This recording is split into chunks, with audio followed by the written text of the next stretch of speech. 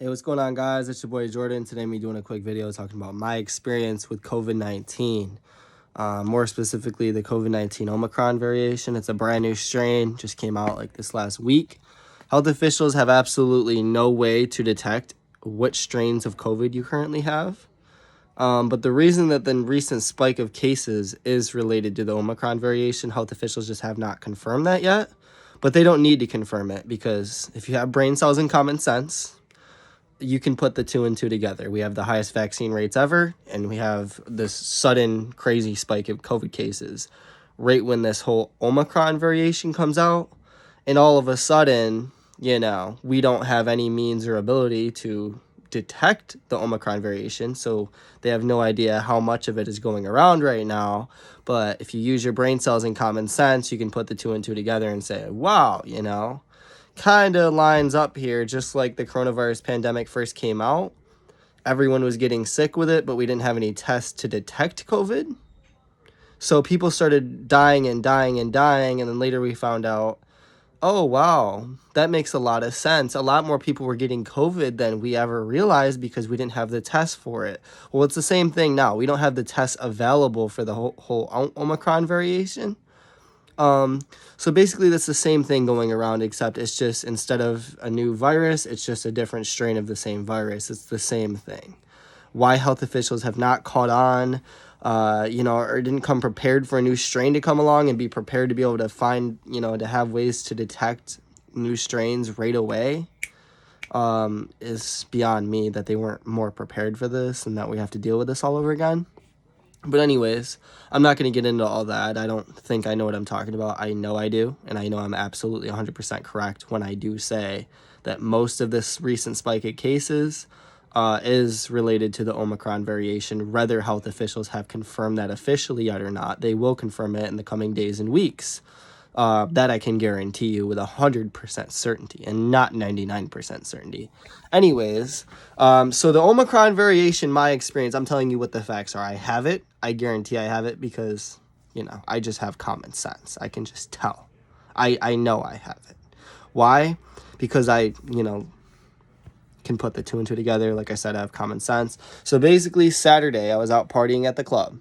Sunday, I was already sick. This Omicron variation spreads very, very fast. Very fast. Way faster than any of the any other COVID strains out there. It spreads 10 times faster than the OG strain, and then even much faster than the Delta variation. So basically, it spreads in one day, actually 12 hours after I was exposed to someone with COVID-19. I was already experiencing a cough. And you say, oh, well, that's just impossible. That doesn't make any sense. COVID takes 2 weeks to show symptoms. Not with the Omicron variation. That's what I keep trying to tell you fucking idiots. So anyways, the Omicron variation spreads very fast. Just like I said, it spreads within 12 hours. You'll start to get a cough. And then, so Saturday night, I'm exposed to someone with COVID-19. Sunday morning, I get a cough. And I just kind of feel like a little off, nothing real. Monday rolls around. I start to feel a little sick, but I think it's just a little bit of a cold. But one thing I noticed from my personal experience was that I didn't have much of a sore throat. I had a little bit of a scratchy throat, but normally when I get sick, that's one of the first things I get is I get a really sore throat to the point where I have to pop cough drops or something to coat my throat to make me feel better. So I didn't really need that, I didn't really need cough drops. My throat wasn't really that sore. So Monday rolls around, I go to work because I have a brand new job.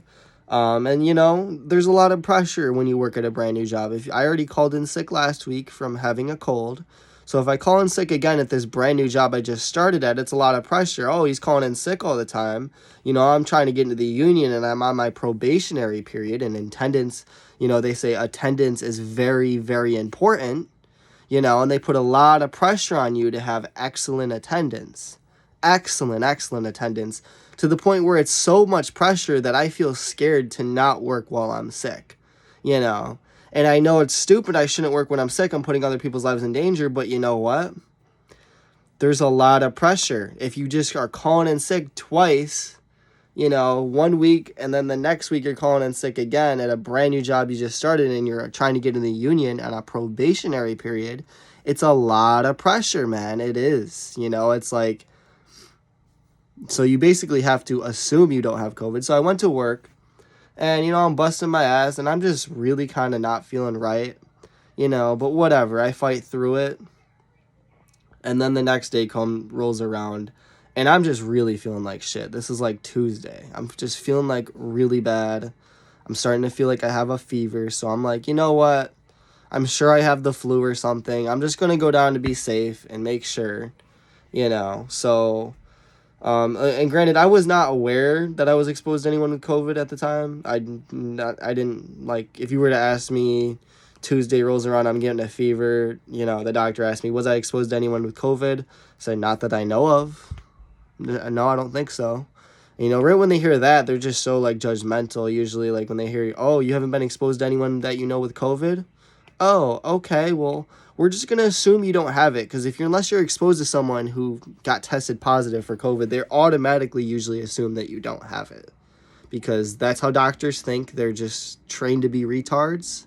So that's what they do. They usually go about their day like a effing retard. So yeah, anyways. Monday came and rolled around. Before I went to work on Monday night, I actually did hang out with this girl. And then, believe it or not, guys, the next day, after Monday that I came to visit her, she was already sick with COVID too, about 12 hours later. So it literally took her 12 hours, and then later on, she ended up testing positive for COVID as well. So that also is more evidence to prove that it is the new Omicron variation, just like I've been saying, because I know a lot of people out there watching this video are sitting there thinking, this guy is an effing complete retard because he is assuming, blatantly assuming that it's the new Omicron variation, but he has no evidence of such claims. And the health officials haven't even yet to confirm that the Omicron variant is going around that much in the United States yet.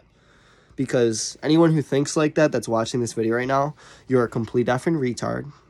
You have absolutely no common sense whatsoever. And mark my words from this date right here.